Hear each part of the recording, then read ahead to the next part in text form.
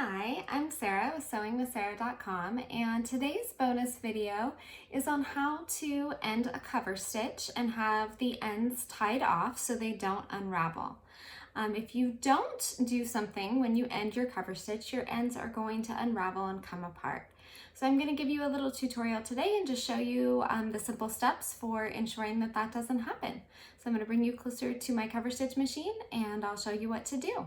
Just as a note, I am using a baby lock cover stitch, but this method works on any cover stitch machine. So I hope it's helpful and let's get to it.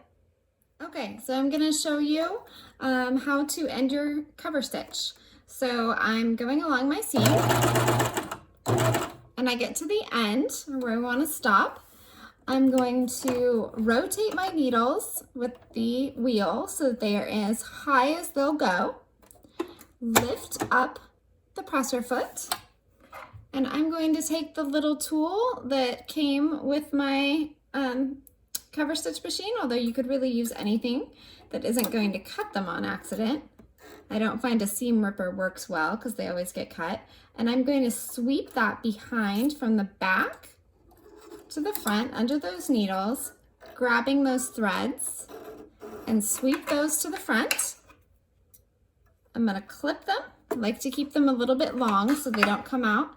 And then I'm going to pull my pattern piece, my fabric, straight out the back.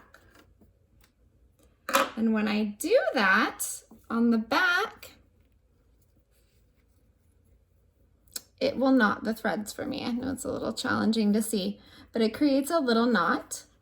And then you can go through, and if you want to, you can tie this off yourself. I never do. And mine don't come unraveled. So that is how to end your cover stitch so they don't unravel.